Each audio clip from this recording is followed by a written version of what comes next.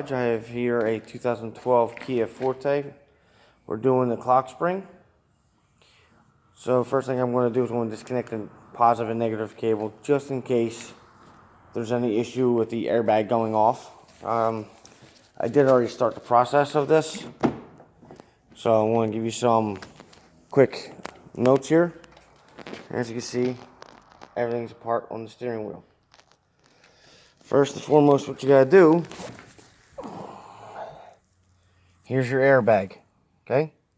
There's two T30s on either side of the steering wheel. Inside here, the T30, as a matter of fact, is right inside there. They do not come out. They are designed not to come out so you don't lose them. Once you undo that, you can get, that's what it's going to look like when it's all together. Of course, but that in the middle here. The clock spring sits behind the steering wheel. Once I get the airbag out, like I said, you just got to finagle it. It does come out, the airbag. And to disconnect the airbag from the clock spring, these little tabs here, you see it sticking up a little bit? This yellow tab. I don't know if you can see it because it's so bright in here. Maybe I can come over here and zoom in properly. But anywho, maybe you can see it better on this.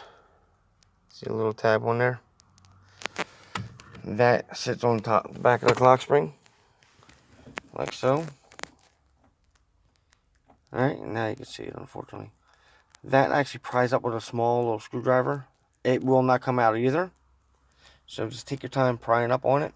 And once you get it up high enough, just wiggle it, get a little screwdriver underneath this area here. Right underneath here.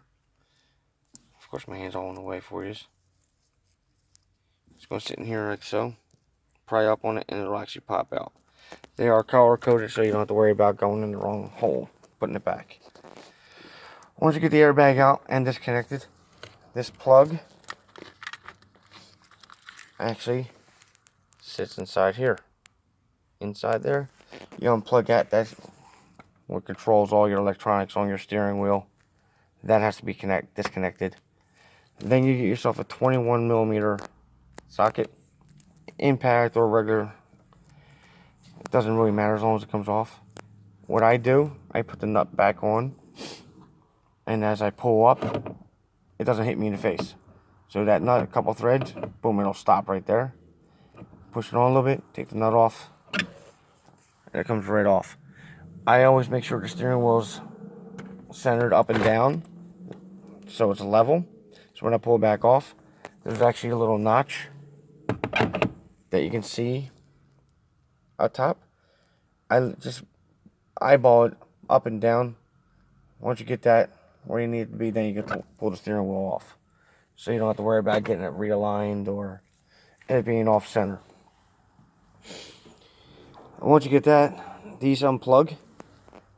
You just push this back and it pops itself off. And this one unplugs. You'll see another plug off to the side. That does not come off. What it actually does, it sits on the back of the clock spring like this. And all you have to do is these little tabs here. These little tabs. I started off in the corner here. You pry back just a little bit with your fingernail. Get a small screwdriver underneath there. And slowly pry back with your fingernail. All the way around. And it actually comes right off. This actually pops off of the, I would call it a combination switch. Press down on that, that pops off. Pull up on this one here at the top center.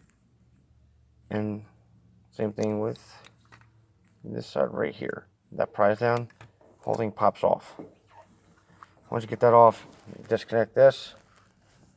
Now you got it all separated. Sorry for the camera moving everywhere, guys. So we're going to reverse the process. This is already locked in the position of centered, so you don't have to worry about that. And you see there's in fact a little dot, so you can see that's your top dead center. Reverse the order, put it back together. But I almost forgot to tell you, this little cover here, there's a screw here. And when you take the steering wheel off, there's a screw here and here. Take them off, and then slowly pry on the back here, and these separates, and you can just leave this sitting here, and then just pull the bottom right out, and it gives you all the room. You don't have to disconnect anything here. You just pry this open over a little bit, and it just literally, it fell right out. So you reverse the process.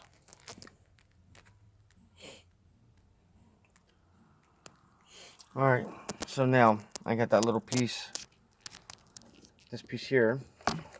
Let's see if we can hold this steering wheel and that.